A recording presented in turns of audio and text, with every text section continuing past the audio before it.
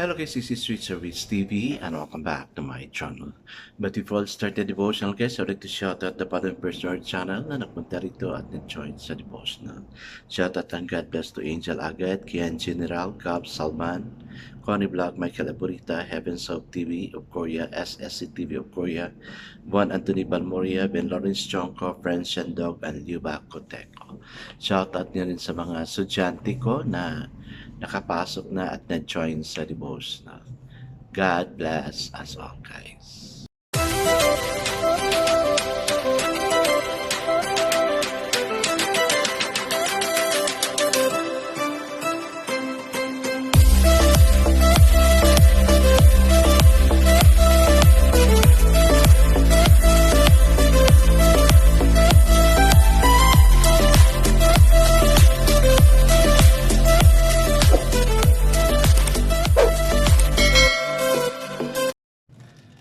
So, nakapagsimba na ba ang lahat? Hoping na nakapagsimba na, no? Kasi we need to start our week with God para there's guidance, no? Sa mga gagawin natin for this whole week. And my prayer is that sana nakapagsimba tayo. Kasi importante din natin marinig yung yung messages na binibigay sa atin every Sunday. And praise God, you are here. Thank you for coming. God bless you. Guys, let's not proceed to our devotion. Let's open the Bible to Romans chapter 3, verse 21. And still, guys, I'm using the devotion sa the Bible because the words you see so simplified na maintindihan talaga natin. Okay, the word of the Lord in Romans chapter 3, verse 21 says, "But now a righteousness from God, apart from law, has been made known, to which the law and the prophet testify." Amen and amen. I guess let's not pray. Father God, many times we have done unrighteousness and the mga wrongdoings namin, oh God, because we're guiding ourselves. Father, I ask you to please guide us, oh Lord God, that we may not do wrong, but instead to do righteousness, because you are a righteous God, O Lord. Alam namin, O God, na nagkasala kami almost every day. And I just pray, O God, na ikaw ang mapuntahan namin to us of forgiveness. Thank you for your saving grace to us, O God. Forgive us of all our sins. Yung mga nagawa namin intentionally and even to those sins na nasa mind namin, na nasa heart namin. Yung mga repetitive sin, please forgive us, O God. Make us righteous unto you. Because you are the God we are following, a righteous God. Lord, bless those who are here. Bless them, O God. In Jesus' name we pray. Amen and amen. Of course, isa lang ang focus verse natin ngayon. No? That's Romans 3:21, and it says again, "Now the righteousness of God, apart from the law, is revealed, being witnessed by the law and the prophet." So the title of our devotion for this evening, guys, is "How to be Right All the Time." We all want to get right. Yes, we really wanted to get right. But more than our desire to have our facts right is the desire to be right, to be in harmony with other people. Diba? Mahirap kasi pag may kalaban ka, no? Parang, we don't have peace of mind pag may kalaban tayo. Kaya it's nice to really desire to be right. We desire open, loving relationship with everyone, and are disturbed when misunderstanding, hostilities, and resentments occur. O, di ba? Disturbed talaga tayo. Parang wala tayong peace of mind. Lalo-lalo na pag yung nagawa mong mali is really big, ayun, balisa ka talaga. Kaya it's nice to be right. Something within us abhor a broken relationship as nature abhor a vacuum.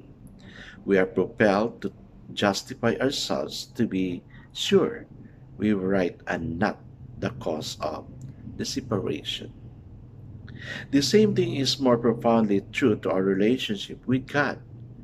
Because of rebellion and the desire to run our own lives, we are separated from the fellowship with God. Oh man, naman. Sin separates us from God. And kaya tayo namamatay because of the sin. na nagawa natin. Sin is separation, but there's always the desire to be right with God. Amen. Diba? Alam natin makasalanan tayo. Kaya we also desire to be right. Sin is separation. Okay. We try to make ourselves right by being good enough to desire His love. Yes. Nag-desire ka ba ng love ni Lord? Sa prayer natin kanina, our God is a righteous God. So, we also desire to be righteous. Gaya ni Lord. We can never be because there is in us the ambivalence of desiring and rejecting Him at the same time. Have we reject God? Sometimes, reject natin sila kasi mas priority natin pinili yung yung mali kaysa following God. Diba? Okay.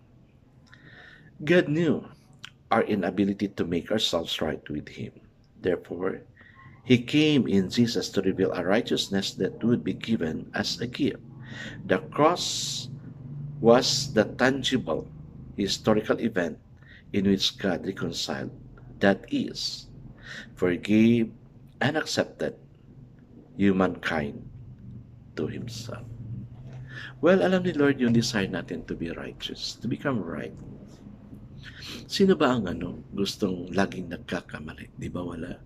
Kasi ang natin is, we always need to be right. Ako, ganun din ako. I don't want to go wrong. I always wanted to be right.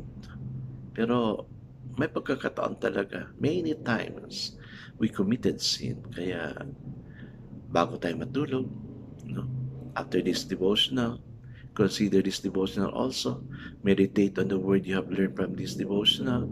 And then ask forgiveness from God. Para makatulog tayo ng mahimbing na walang iniisip na iba. Kasi minsan yung iniisip lang natin bago tayo matulog is yung mga mali na nagawa natin. Yung problema.